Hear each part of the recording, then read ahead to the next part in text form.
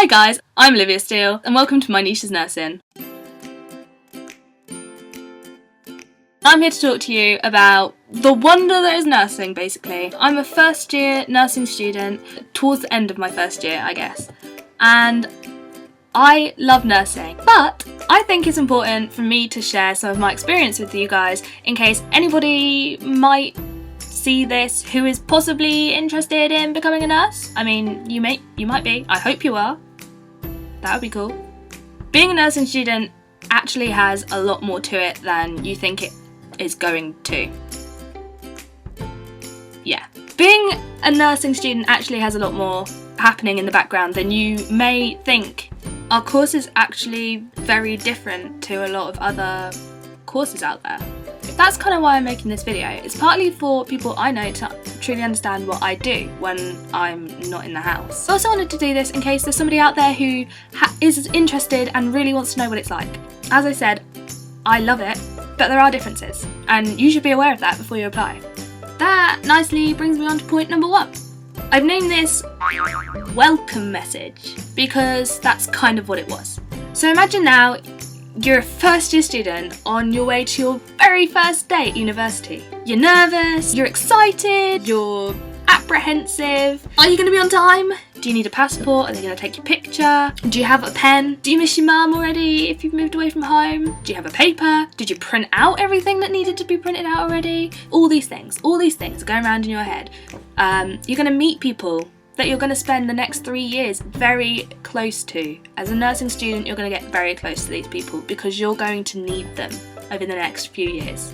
That's what we were told anyway in our first ever lecture. So the lecturer gives an amazing presentation on how fantastic nursing is and how you should be super excited to be getting involved.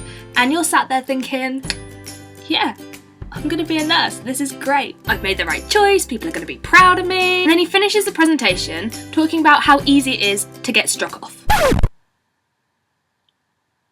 This apparently starts when you're a student nurse. If you get too drunk, rowdy, if you vomit, if you fight someone, people are going to know that you're a student nurse. Don't do it because you'll get in trouble. A lot of trouble. Because never mind the student bit, now that you have the word nurse in the title of your degree, you are responsible. So yeah, that was our welcome message. I'm quite sure that historians, French degrees, geographers, scientists, I'm sure they don't get the same. If you go out because you're studying history, all the historians in the world are going to be really mad. I'm sure you don't really get that same treatment. I'm not saying it's a bad thing. I mean, doctors probably get it too. But it's just different. It's different to the majority of the degrees out there. Moving on to number 2. I'm going to call this workload. I hate these things. Every single degree is about working, okay? You have to put some work into it if you want to get something out of it. That is my advice to anybody wanting to do a university degree. You're going to have to do at least a little bit of work to get through it. With nursing, it's slightly different because you have quite a lot of different types of work. I'm just going to go through what types of work they are and then you'll know. Most degrees have coursework and essays, and some degrees like art or photography will have practical elements of that as well. Nursing is kind of similar in the way that we have essays, we've got coursework, we have practical exams called OSCEs, and they are terrifying. Medical students have these too. I was talking to my friend who's a student doctor and he had his the other day and he was terrified too. Okay, doctors get scared too, guys.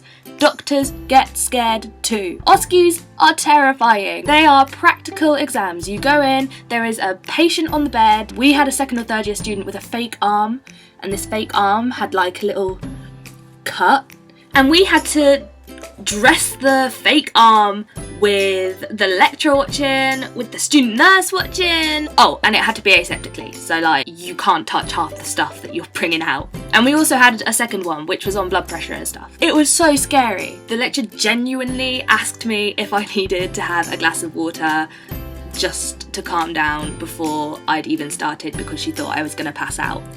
You have 3 opportunities to pass and you have to pass it in order to progress in the course. You also have to pass every single one of your exams at 40%, every single one of your pieces of coursework at 40%, and on top of that, you have to do placement. Placement is where you go to get practical experience within a hospital, community, etc. setting. You're working with real life people, real patients, and so you have to be the best that you can be. Placement is terrifying when you go in for the first time. You're in your white tunic, everyone's running around in blue, there's buzzers going off, handover, they're saying words that you just don't understand yet. It's okay though. You're not supposed to yet. In our first year, placement varied from 16 hours to 24 hours to 32 hours. We're in the 32-hour slot at the minute. That is basically the same amount of time as a full-time job. Imagine you've got coursework, exams, practical exams, placement. Also imagine you're also a student, so you need to make some money, so you've got a job on the side. That is a lot of time. You need money to live. You're not a millionaire, I don't think. I don't personally know any millionaire student nurses. So you gotta work alongside of that, and that is hard. The difference between nursing and a normal degree is that most degrees that have placements involved, they're sort of like apprenticeships, aren't they? That people get paid to do them. As a nurse, we don't get paid for them. That's just something that we have come to accept. Apart from recently with the whole bursary thing, but that is a completely different matter and I don't want to talk about that right now. The third thing I want to talk about is holidays. Yeah. When you're in school, you get the nice long summer holiday, which is like 6 weeks. You get a good 2 weeks at Christmas, a good 2 weeks at Easter. You get like 3 half terms. You get loads of bank holidays. As a student, you step up. You don't get the normal 6 weeks. You get like 3 months, isn't it? Or something. It's almost 3 months for most degrees in most universities over the summer period. You get around 3 weeks for Christmas and around the same for Easter. Some give half terms, some don't give half terms. It all depends on your university. Students are notoriously well known for having quite large holidays. Difference between a normal degree and a student nurse degree is nurses get 7 weeks holiday altogether. Christmas, Easter and summer. That is something to think about before you start the degree, especially if you have little kids who are of school age and you need to think of childcare. There's a top tip for you. Also important, just for actual holidays, you can't go during term time. You have to go during these set times because otherwise you miss out on a load of placement or a load of uni, and that stuff's important. Number 4, intake. Short and sweet, that one. I like that one. With nursing, there's actually 2 intakes, September as normal and February. All it means is that you start at a different time of the year, which can actually have an impact on your work. For example, I was in the February intake. In our 3-week break from university and our summer holidays, we were actually revising for our OSCEs and doing some coursework and exams. To be fair, it's not the end of the world. I mean, you're training to be a nurse and you need to know that you're going to be working a lot. But yeah, there's a difference there. It's also great because I'm like, oh, I'm nearly finished my first year, and everyone's like, how?